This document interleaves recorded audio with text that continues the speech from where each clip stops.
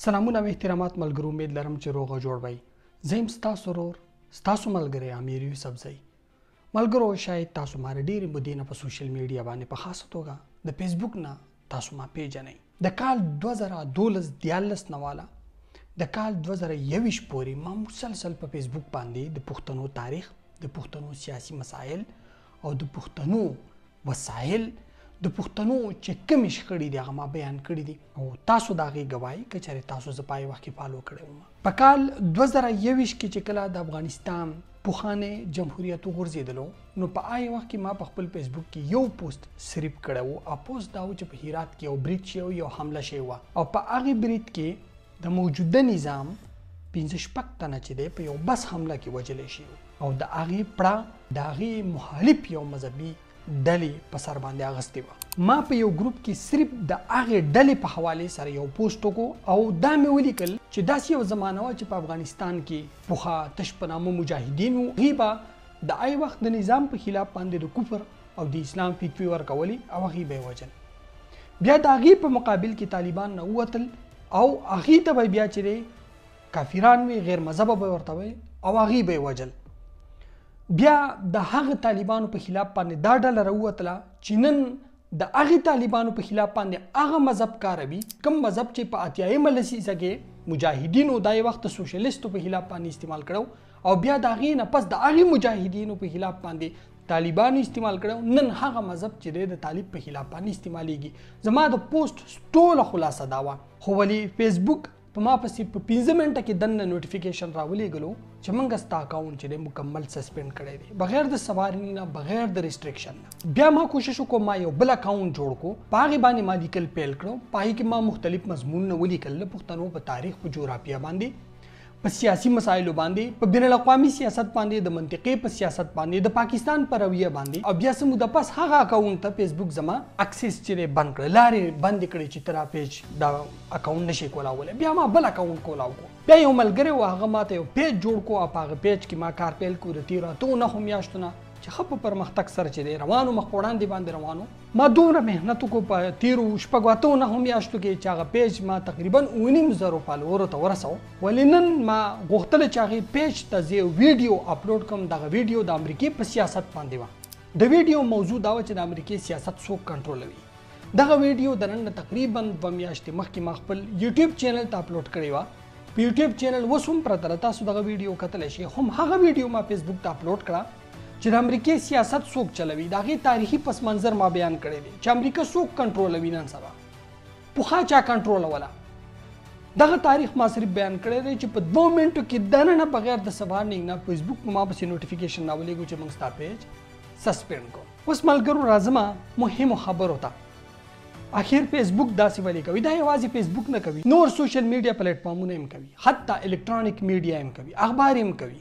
او دا سینسرشپ نن د پاکستان نه، د افغانستان نه زیات چې دی په غربي ملکونو کې کیږي، په امریکا کې کیږي او په یورپ کې کیږي. تاسو په ټول عمر د دې د خولو نه دا چغې اورېدلې چې فریډم آف سپیچ، فریډم آف ایکسپریشن، د بیان ازادي، د انساني حقوقو ازادي، د جمهوریت ازادي، د انسانانو ازادي، بشري حقوق. دا نارې به تاسو ټول عمر د دې خلکو نه اورېدلې وي. په عراق باندې ولې حمله کوئ؟ ځکه چې هلته بشري حقوق نشته. په لیبیا باندې ولې حمله کوئ؟ ځکه چې هلته بشري حقوق نشته، هلته یو ډکټیټر دی. شمالي کوریا ستاسو ولې دشمنه ده؟ ځکه چې په شمالي کوریا کې ډکټیټر دی، هلته بیان ازادي نشته. په تېرو 2-3 کلونو کې په دنیا کې چېرته شفاف الیکشن شوي نو په روس کې شوي دي او د هغې شفاف الیکشن د لارې ولادیمیر پوټن د 80% د پاسه منډیټ اخیستی دی. او دا خلک کوم چې په دنیا کې د بیان د ازادۍ چغې وهي، کوم چې د فریډم آف ایکسپریشن خبره کوي، دا خلک هغه ته ډکټیټر وایي. ولې ورته وایي؟ ځکه چې هغه د دې ټول جوړ کړی شوي مصنوعي سیستم خلاف دی. دوی به د چین صدر ته ډکټیټر وایي. ولې ورته وایي؟ ځکه چې هغه د دې ټول سیستم خلاف دی. د دې په دنیا کې هغه هیواد دوست دی کوم چې د دې هرې فیصلې د هرې خبرې ته لاس په نامه ولاړ دی، لکه پاکستاني جنرالان، د پاکستاني ګوډاګی نظام. د دې د دنیا هغه ملکونه، هغه هیوادونه بدې شي کوم چې د دې په اړه باندې رښتیا وایي. د دې د دنیا هغه جرنالیست بد راځي کوم چې صفا لیکي او رښتیا وایي. په دې یورپ کې داسې لیکوالان، داسې تاریخ پوهان شته چې هغې 40 او 50 کاله صرف په رښتیا او ریسرچ باندې چې تېر کړو نن هغه څوک پیژني نه. ولې نه پیژني؟ ځکه چې دې په خلاف لیکل کړي دي او رښتیا ویلي دي. فریډم اف ایکسپریشن نن سبا دې ځل لاغله دی چې یو عراقي ماجر په سویډن کې قرآن شریف ښکارا پرنا ورځ باندې شهیدوي سوځوي، نو هغه ویډیو هم په ټویټر اپلوډ کیږي، هم په فیسبوک اپلوډ کیږي، او که د هغې په خلاف باندې څوک راوځي نو دا خو یاره چې فریډم اف ایکسپریشن دی، فریډم اف سپیچ دی، د بیان ازادي موږ په خپلو آیینونو کې ورکړې. د یورپ او د امریکې په دستور کې، د ټولو غربي هیوادونو په دستور کې د بیان د ازادۍ لومړی خبره کیږي چې انسانانو ته به بیان ازادي، چې کله د بیان د رښتونې ازادۍ له راشي نو بیا به تا ته وارنینګ هم نه درکوي، په تا باندې څه ریسټرکشن هم نه در لګوي، تا ته مهلت هم نه درکوي او راځي تا له اکاونټ چې دی سسپینډوي. دا هغه ریالټي ده چې زموږ ولس په دې باندې ډېر کم خبر دی. زمونږ ولس په تاسو همیشه دا خبره به تاسو موږ نه اورئ په یورپ کې انصاف، په غرب کې انصاف، په امریکا کې انصاف دی، عدالت دی پکې. تاسو ته معلومه ده دغه عدالت او دغه انصاف دی صرف خپلو وګړو له خپلو شهرانو خپلو سټیزنانو له جوړ کړی دی. د نورې دنیا دپاره د دې بیا بدله پیمانه ده، بیله پیمانه یې ده. موږ را دغې مثالونه ولې ورکوو؟ موږ ولې دې خلکو نه انسپایر یو؟ زه حیران یم. د قدیم مصر تاریخ وګورئ نو فرعونانو هم په خپل ټولنه کې د مصریانو دپاره چې یو بهترین عدالتي نظام پلاو کړو او د هغې په اړه باندې به انصاف کوو، خو د بني اسرائیلو په خلاف باندې د هغې رویه منفي وه، جابران او ظالمانه وه. ولې؟ ځکه چې بني اسرائیل مصریان نه وو. هم دغسې ردي د انصاف او د عدالت پیمانه ده. د نورې دنیا دپاره چې دی ډبل سټینډرډ دی، مخالفت دی. د آی خلکو دپاره ردي چې دی منافقت دی. کم خلک چې ردي په اړه باندې چې دی رښتیا وایي. زه یو معمولي د فیسبوک او د سوشل میډیا چې دی اکټیویسټ وم. زما نه دې ته څه خطره او آیا یا دې په ما باندې دومره فوکس کړی دی چېرې داسې یو کس دی چې دی زموږ په خلاف باندې خبرې کوي، رښتیا وایي، تاریخ بیانوي؟ نه، داسې نه ده. دې په دې سوشل میډیا کې، په الکترونیک، په دې ټوله میډیا کې دی یو داسې سیستم جوړ کړی چې هغې ته اے آی وایي. څوک چې په دغې باندې رښتیا وایي او هغه نامې علي کوم چې دی د ګنده نظام چلوي نو دی بیا هغه چې دی د هغه اے آی سیستم په مدد سره چې دی هغه اکاونټونه اټومیټیکلی سسپینډ کوي. او که ته پې قرآن شریف سوځوي، ته پې د نورو مذهبونو توهین کوي، ته پې د شمالي کوریا، د روس، د چین، د کیوبا، د ونزویلا، د افغانستان بد وایي، د هغې هر وخت مخالفت کوي، تا ته بیا څوک هېڅ هم نه وایي. ته پې بیا آزاد ګرځه، ستا چینل به مونیټایز وي، پیسې به تم راځي. پروپیګنډه به دې له کوه، تاله به چې بلا پیسې میلاویږي، راځي بل لوي، مزې به دي. خو که ته رښتیا وایي نو بیا د یو ټکي ویلو ته، یو ټکي بیانولو ته دې نه پرېږدي. دا د دې حقیقت دی چې موږ یې نه پېژنو. موږ صرف دا پیژنو چې په غرب کې څومره انصاف دی، په امریکا کې څومره انصاف دی. د دې انصاف موږ د 500,000 ډرون حملو په شکل کې ونه لیدل. د دې انصاف موږ ونه لیدلو چې د افغانستان سره کومې دوکې تاریخي وکړې.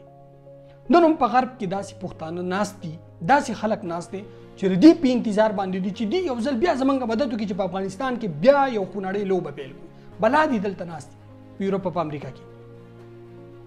تاسو به روزانه دا چغې چغارې اورئ چې د افغانستان کومک موږ نه کوو، موږ د هغې د ولس کومک نه کوو، ملاتړ یې نه کوو، تر هغې پورې چې دلته کې افغانانو ته چې دی ازادي نه وي حاصله شوې، ښځو ته تعلیمي حقونه نه وي ورکړي شوي. د ښځو د تعلیم په حق کې زم یم، باید چې د افغانستان موجوده نظام ښځو ته تعلیمي حقونه ورکړي، د هغې چې کوم بنیادي حقونه دي ټول یې ورته ورکړي، د کار روزګار حقونه دې ورته هم ورکړي. خو غرب دا ملکونه دی چې کوم ازادي غواړي دا یې به چې مدام مخالفت کوم. د دې د ډبل سټینډرډ په وجه باندې ته په افغانستان کې د ښځو د تعلیم خبره کې موږ هم کوو، خو په فلسطین دې سترګې پټې کړي دي. هلته مو 40,000 چې دی ماشومان جنکۍ صرف ووژلې، یو سکول، یو یونیورسټي، یو کالج یې پرې نه ښودل.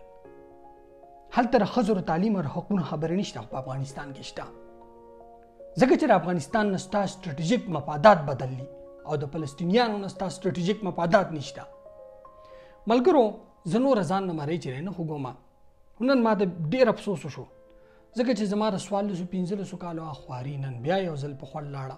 نن ما دا فیصله کړې ده چې زه به فیسبوک نور نه استعمالوم، نور به یې نه کاروم. د فیسبوک نه زما د مدام دپاره چې دی استفا ده.